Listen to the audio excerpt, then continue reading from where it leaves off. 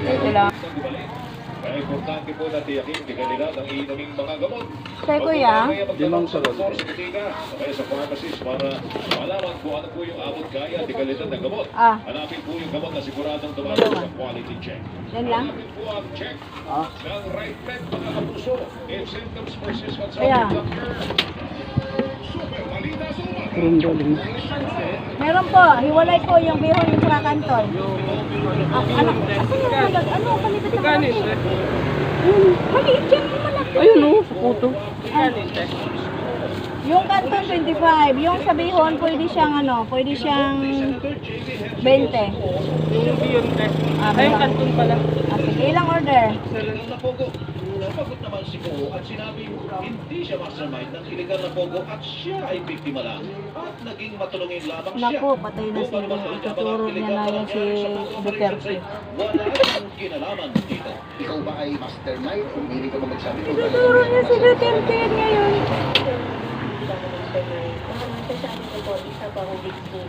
Ituturo na niya kung sino. Pinuyat ako kagabi, tinapos yung balita na yan sa hating gabi. Yan, nasa Davao na yun. Who's really at the back of everything. Ano ba ito? Favorite eh. Ay, may tago. Sa executive session kung sino ang pinapag-guilty sa illegal na operasyon ng Pogo. Executive session. Wala, at pagkaramdam ko talaga si Duterte eh. Siya yung presidente eh. Maganda ito ba eh? Gusto ko po sana kasama po sana. So sa next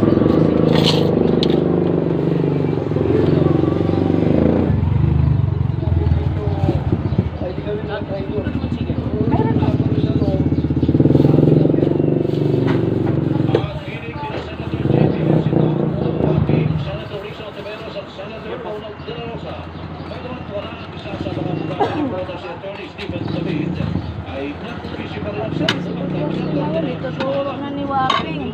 Executive session, may napala naman dalawa silang senador sa executive session.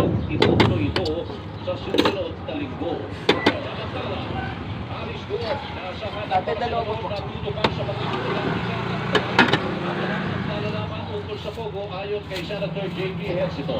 Din parami ulit pa.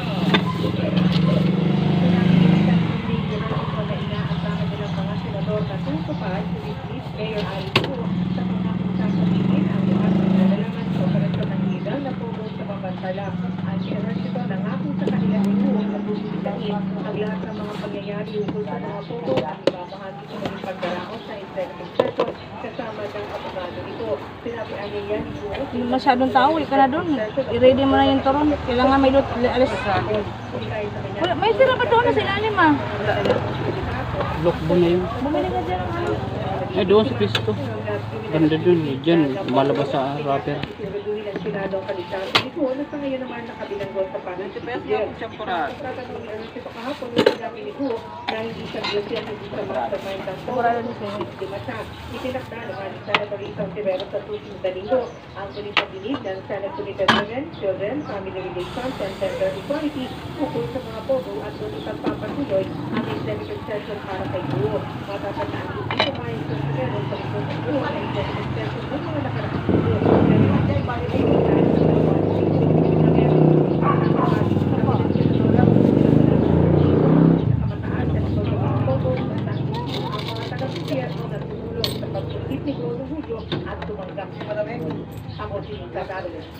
Isang order lang sa'yo yung sakurado kuya. Inamin ang kapatid ni dating Presidential Economic Advisor Michael Yang na si Tony na isa siyang Chinese national. Ngunit meron siyang Philippine birth certificate. Sa pagdinig ng Senado, idinitali po ni Tony Yang sa pamagitan po ng interpreter na noong 1998 na po na siyang magpunta sa Pilipinas na hinayanin po ng kanyang lola o lolo na magnegosyo po dito. Sinabi po ni Yang na ipinanganak siya sa Phuket Province sa China at pinungan naman siya ng kanyang lolo. Kapakakuha ng Philippine birth certificate, Saan kayo pinanganak? 我是在中国福建。 I was born in China in Fujian. That means in Fujian province. Grabe yung mga Chinese na kumukuha ng live sa Pilipinas. The birth certificate. Tanga ang Pilipinas talaga. Isa pang patunay na irregular yung birth certificate niya. Dami illegal na talaga dito. My grandfather who helped me come up with Wala this mo birth yung dala mo. certificate, and I'm not sure Ilang if order? he did it for the convenience of the business here. Bili mo yan. Naku, hindi na ka makapag-asawa na yan. Yan ang maging kasama mo habang buhay. Sindikato dyan sa local civil registrar na yan. Pinig po ni Nasa na Komisyon Ah, sige pero po. sa Secretary na si Tony Young. Batay sa Alien Certificate of Registration. Anak mo, te. Matagal-tagal pa yun. Nagpapagaling pa. Papagaling pa. Sa driver's license. Hindi yun basta-basta agad-agad. Number obtained. At sa gun permit. Kasabay nito sinagot po ni Yang kung bakit nakalista siya bilang Kapakalala, presidente babalik ng din Pogo yun sa Service pagtitinda. Provider na Pag Oro gumaling. The reason why my name was in R1 is because during that time I rented out the place to them. Dinig po ni interpreter po nitong si Tony Yang. Tapos isalit po ang steel plate na pagmamayari po nila na meron po Meron to. Saan sa Bastet? Facilities din sa loob. Meron pang torture. Ilang bread roll? During their Loko din ang bread roll pa isa. the 2000 commemorations from less than intel report po na nakarating sa amin. And of course, yung mga documents na nakita namin, it all points to a photo operation. Kaya kayo, may tagapalo, pagpalo, baka, itubo. Dinig po ni Senador Rizal Rivero sa Executive Director ng Presidential Anti-Organized Crime Commission. Inakit po malapit pa itong si Tony Duterte, Pangulong Rodrigo Duterte. Lalong naging Presidential Advisor po ang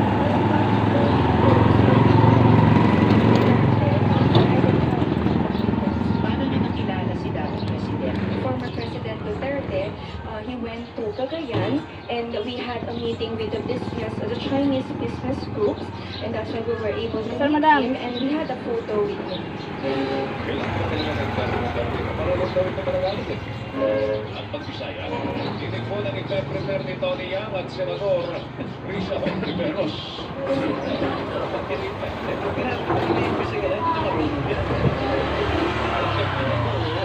Samantala, ipinakita ni Senator Risa Ontiveros sa pagdinig ng Senado ang litrato ni Tony Yang kasama ang mga kasalukuyan at dating opisyal ng pambansang pulisya. Sa litrato, makikita kasama ni Tony si dating PNP Chief Benjamin Acorda Jr. at dalawang negosyante. Ayon kaya nasa Cagayan de Oro pa lang si Acorda ay magkakilala na sila at nakipagpulong-pulong sila sa mga opisyal ng PNP noon bilang miyembro ng Business Federation para sa seguridad ng kanilang komunidad. We get to meet these officials, especially when we need some help for the safety of our Matagal na po ba kayo magkakilala Siguro ng dating Chief PNP? Kasi sa picture na ito, medyo Kung dating araw baka dadami yung mas palinda lumang niya. picture. Yan. Regional Director po siya. Yes, when Hindi he na was still magtinda in si Jim. Cagayan as the director, we know Kaya nila yung puyat. May edad na yan. Delikado. At Senator Risa Ontiveros. Ako, ganito lang. Steady lang. Nakabase ang siyam sa mahigit sa Kasi tao naman yan eh. Wala ka namang magawa kung anong gawin nila. Dahil dito, sinabi ni Ontiveros na iipitan nila sa susunod na pagdinig si Acorda. Samantala, sa paglitrato ang ipinakita sa pagdinig kung saan kasama ni Acorda si Sual ng kanilang mayor, Rizal Tagugay. Sa dalawang Wala kang may gawa ko. pagdinig Wala nga akong kausap. Wala akong katawanan. Sabi ko nga, oy, may miss na nga tawanan natin. Sabi niya, hindi nga. Hindi ko na magawa eh. Nay, ito, isa lang. Wishlist night. Bakit niya gusto Puron, isa lang. Malagkit. Wishlist night. Dapat dalawa. Pero wala nang sukli. Ay, ano ko din. Siya. Yung may ano doon, nakabalot sa Ay, lawa. madam.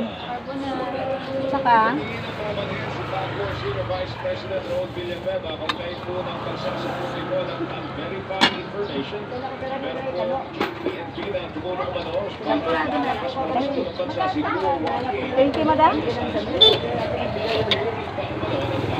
Sa Senado, pinapurong na ni ni Senador Ronald Villanueva si Villanueva dahil nadismaya at naapektuhan ang mga kapwa niya naging hepe ng pambansang pulisya. Mami, alalay ka kayo na. Oo. Mukhang lagi na dito yan ah. Oy, baka sa bahay, di ko alam, may papasok din. Hindi naman sa bahay, sa ibang lugar, di ba? Ayun lang. Huwag tayo pahuli. Oo, tama yun. Once is enough. Yun ang pinaka-importante. Kailangan sa malayo. Wag. Oo. Ay, nagpahuli nga, kaya nga hindi na nakabalik ang problem. Pahuli. Ay, binanata na naman. Tama, tapos Dati lang yun, tapos na. Tapos na yun. Yung ngayon, bago na naman. Bago naman daw, be. Be, ngayon daw bago na naman. Pahuli lang siya sa atin. Maglalakad yung isang hubot-hubad. Sa talon sa bintana? Hubaran. Hubaran ko talaga. Palakarin ko sa sana. Kahihiyang mo din naman yun. Hindi na naman siya. Yung ano, babae. Yeah, so sabihin dun, ang asawa nito binaglakad, pangalan mo pa rin ang bold, wag na. Hindi siya yung babae. Tama yan. Kanina pa ko nakipagdaldala, wala akong kape. Bali, marami ka ng pera eh. Wala akong pera, kaya nakipagdaldalan mo. Hindi, sumisiksik ka eh. Mukhang marami kang pera eh. Hindi, pinagsisiksihan ka eh. Wala akong makain, kaya gano'n. Mag-apam na lang, Juliet, para may pera. Nagharap ako ng apam, wala ba akong nakita. Dami dyan, tabi-tabi. Meron niya kasi na-unfriend ko na, meron yung nag-chat sa akin, pwede ko siya nagbigay sa'yo. Interesado talaga, gusto pumunta Pilipinas. Bigay mo sa akin, wag lang yung Pakistan ha, ayaw ko ng Pakistan, ayaw ko ng... Hindi, Amerikano. Yan. Ano pwede pa, Canadian. Ano ba ka? Insik, ayaw mo? Ayaw ko, wala ng pera yan. Mahirap din. Ayaw ko litogin ka lang. Anong ba? May bihon, may kanto, may wala. Ano ka sa mga dating ano, marami dyan. Paramihan din, mga Pinoy eh. Pumasok ko dyan. Huwag kang ano na ano, piliin mo. Makikita mo naman yun. Pumasok ko dyan sa dating.com? Marami. May bayad dyan eh. Meron walang bayad eh. Sa ano? Sa... Si Ila nakatagpo eh. Napadalahan nga siya eh. Saan si Ila ngayon? Diyan lang. Hintay lang padala ng ano. Kukuhan lang. Ganun dapat. Kaya nag-process siya ng annulment. File siya ng annulment. Nag-xerox siya. Pumunta siya sa abogado. Yun sa notary sa harapan ng konpresto. Kasi ang Amerikano gusto pakasalan siya. Kaya pinaasikaso yung ano, annulment doon sa asawa niya sa una. Kaya lang yung anak niyang panganay na iwan.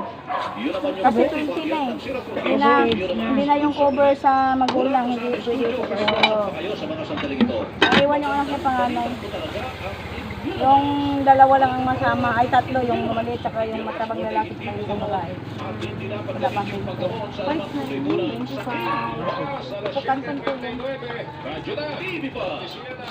Nasty yan. Yan! Baon mo! Kaya ka na. Lalakad lang yan? Hindi, sasakit. Kustal yan eh. Dasma ang pasok mo eh.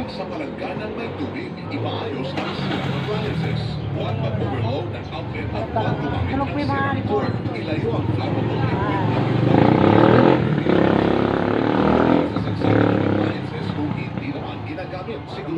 Tatay niya. Gusto mo ako uwi dito ka muna.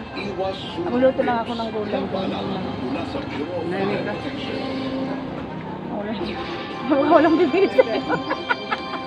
Dito ba si ate? Puro ate. Ay, wala si ate. Si Jinjin ang una, ay nakakainis magbantay lang na. Bakit? Ikaw laging hinahanap eh. Pag ako bantay, ayaw pumili. Kaya sila pa nga, mga suki ko.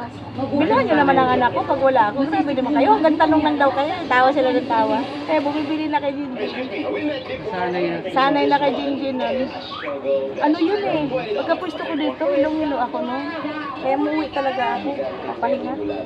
Ikaw ganyan, pauwi. Yung pala. Putang Baguio. Ano, Biyo. Abay talaga yung si Lord sa akin. Biruin mo, nag-200 yung blood pressure ko. Buti nga hindi ako nanisay, hindi ako nagtabingi ang mukha. Kaya sabi ng doktor, ang lakas ng resistensya mo. Sa taas ng BP mo, walang nang ano daw. Kaya sinitiskan ako nun, kalan lang yung ulo ko ang tama eh. Pag salpak sa gumamasa. Hindi, malakas pa ako nung kumain, 2 platong kanin. Yan ko, di ba ganito malaki yun? Kahit nga ngayon, malakas ka pa sa Yeah. akin. At sa gabi, sa paga. Lakas ka pa kumain. Kaya Kaya nga yung ang kain ko, alas 5, alas 4, hindi na ako kumakain sa gabi. Kaya yung mga Ang masama nun dati, kumakain ako ng alas 9, alas 10, tapos tutulog. Doon ako napapasama. mayayaman. Distro kasi mga kinakain, mga mantika eh. Dapat ulam talaga paksiw sa bawlang. Iwas mga prito-prito.